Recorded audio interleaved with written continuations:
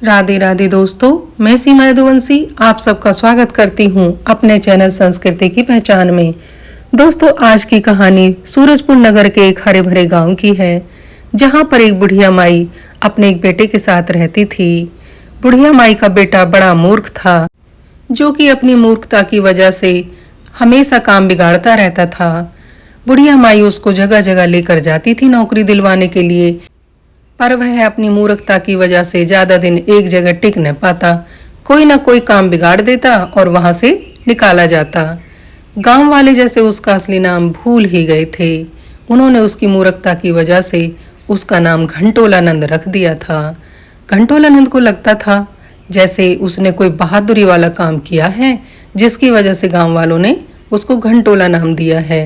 वह इतना मूर्ख था कि उसे पता ही नहीं चलता कि गांव वाले उसका मजाक उड़ाकर उसको घंटोलानंद कहते हैं। बुढ़िया माई के घर में कमाने वाला कोई नहीं था और बेटा काम पर काम बिगाड़ता रहता था। उसी गांव में एक सेठ रहते थे। गांव वाले उनको लाला जी कहकर बुलाते थे। एक दिन बुढ़िया माई अपने बेटे को लेकर लाला जी के पास जाती है और कहती है, लाला जी, मेरे पति आपके यहाँ पुश्तैनी मजदूर थे। अब उनके जाने के बाद मेरे घर में कमाने वाला कोई नहीं है।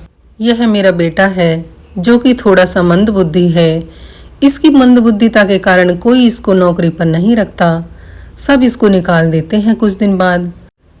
घर का खर्चा भी नहीं चल रहा है, दाने दाने के लिए मोहताज हो रहे हैं हम लोग। लाला को बुढ़िया माई पर बड़ी दया आई।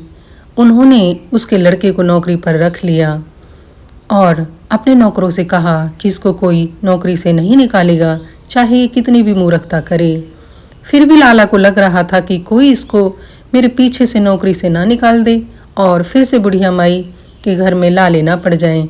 इसलिए लाला ने उसको अपने साथ ही रख लिया और जहाँ भी वो जाते उसको साथ लेकर जाते। घंटोलानंद तो जैसे खुशी के मारे फूले नहीं समा रहा था। लाला के यहाँ नौकरी करता हूँ, पता है तुम्हें, लाला के यहाँ नौकरी करता हूँ, खास आदमी हूँ लाला का। गांव वालों के सामने डींगे हाँकता रहता था। एक दिन लाला और घंटोलानंद कहीं जा रहे थे। घंटोलानंद को चलते चलते कुछ चमकती हुई चीज़ देखी। घंटोलानंद भाग के गया और उसको उठा लिया झट से ज़मीन से। लाला ने कहा, क्या उठाया तुमने? तो घंटोलानंद ने कहा, हीरा है, हीरा। लाला ने पास जाकर देखा तो कांच का टुकड़ा था, जिससे घंटोलानंद का हाथ कट गया था उठाते समय। लाला ने कहा, रे घंटोलानंद, कुछ भी रास्ते में पड़ी हुई चीज़ें नहीं उठाते हैं। ये गिरी पड़ी चीज़ों को नहीं उठाना चाहिए। घंटोलानंद सहमति में सर तो ऐसे हिलाता था जैसे उसको सारी बातें समझ आ रही हैं, पर समझ उसको कुछ ना आता। एक दिन की बात है, सेठ जी पालकी में बैठकर किसी दूसरे गांव में पंचायत में जा रहे थे। घंटोलानंद कुछ दूरी पर उनके साथ पैदल पैदल जा रहा था। चलते चलते सेठ जी का बहुमूल्य दुसाला जमीन पर गिर जाता है। पालकी वाले थोड़ा तेज चल रहे थे। सेठ जी को भी थोड़ा विलंब हो रहा था, तो सेठ जी ने सोचा, पीछे घंटोलानंद आ तो रहा ही है, दुसाला वही उठा कर ले आएगा। इसलिए सेठ जी ने पालकी नहीं रुकवाई। घंटोलानंद जैसे ही दुसाले के पास पहुंचा, उसने पहचान लिया कि अरे ये तो सेठ जी का दुसाला है, पर उसने उठाया नहीं। जब घंटोलानंद सेठ जी के पास पहुंचा तो सेठ जी ने पूछा, मेरा दुसाला रास्ते में मिला? तो घंटोलानंद बोलता है, हाँ मिला, देखा था मैंने, जमीन पर पड़ा हुआ था, तो तुमने उठाया? घंटोलानंद एकदम अकड़ में बोलता है, गिरी पड़ी चीजों को उठाना नहीं चाहिए। सेठ जी ने अपना सर धुन लिया, किस मूर्ख से पाला पड़ गया। सेठ जी ने घंटोलानंद को समझाया, अरे मूर्ख, गिरी पड़ी चीजें मतलब किसी और की चीजें या व्यर्थ की चीजें नहीं उठानी चाहिए। अपनी चीजों को तो उठा लेना चाहिए जिन पर अपना अधिकार होता है। घंटोलानंद ने फिर सहमति में ऐसे ही सर हिलाया जैसे उसको सारी बात समझ आ गई हो। सेठ जी ने अपने नौकरों को दुसाला लेने के लिए भेजा, पर तब तक नौकर वहां पहुंचा, दुसाला वहां से कोई उठा चुका था। सेठ जी बड़े परेशान हुए। उनको किसी ने भेंट किया था वो दुसाला, बहुत पसंद था सेठ जी को। अब क्या ही कर सकते हैं, मन महसूस कर रह गए बेचारे। फिर एक दिन की बात है, सेठ जी घोड़े पर बैठकर घर से निकले और घंटोलानंद को पीछे से आने के लिए बोल दिया। सेठ जी किसी सभा में सम्मिलित होने के लिए निकले थे। पहुंचकर सभा में सम्मिलित हुए। बहुत सारे लोगों के बीच बैठे हुए थे कि तभी घंटोलानंद आता है और एक कपड़े की पोटली खोलकर सेठ जी के सामने फैला देता है। सब लोग देखकर अचंभे से भर जाते हैं क्योंकि उस कपड़े की पोटली में घोड़े की लीद थी। सेठ जी को बड़ी शर्म महसूस हुई, पर उनको गुस्सा भी बहुत आया। उन्होंने घंटोलानंद से पूछा, घंटोलानंद, ये सब क्या है? घंटोलानंद ने कहा, लाला जी, यह आपके घोड़े की लीद पड़ी थी रास्ते में, सो मैं उठा कर ले आया। मैंने ठीक किया ना? घंटोलानंद ने पूछा, ये लीद भी कोई उठाने की चीज है? इस पर घंटोलानंद ने कहा, अरे लाला जी, आपने ही तो कहा था कि कोई भी गिरी पड़ी चीज नहीं उठानी चाहिए, पर अपनी चीज जो गिर जाए उसको उठा लेनी चाहिए। सो आपके घोड़े की लीद पीछे गिर गई थी, मैं उठा लाया। सब लोग हंसने लग गए और लाला जी का मजाक उड़ने लग गया कि देखो तो लाला जी ने कितना बेवकूफ और कितना मूर्ख नौकर रखा हुआ है। सेठ जी शर्म के मारे वहां से उठकर अपने घर चले गए। वो उसको नौकरी से निकालना चाहते थे, पर बुढ़िया माँ का ख्याल कर कर उन्होंने घंटोलानंद को नौकरी से नहीं निकाला।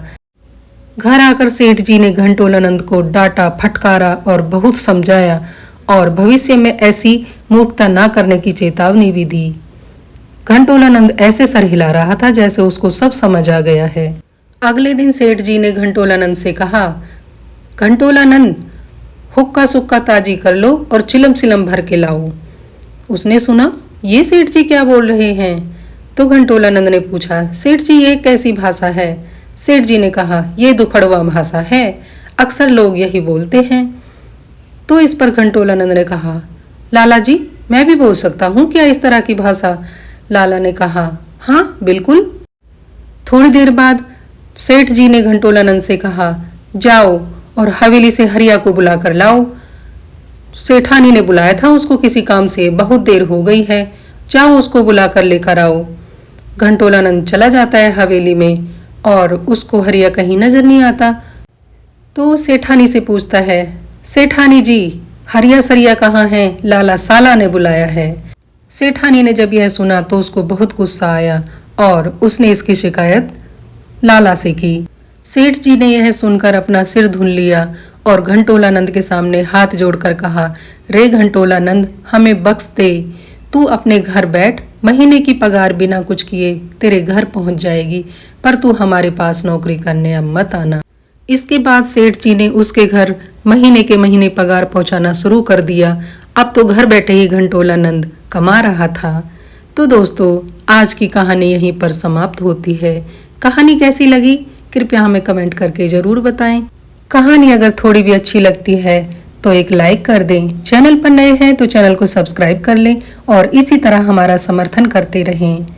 तो दोस्तों, एक नई कहानी के साथ मैं सीमा यदुवंशी फिर आपके सामने हाजिर होंगी। अब यूँ हमें विदा दें। राधे राधे।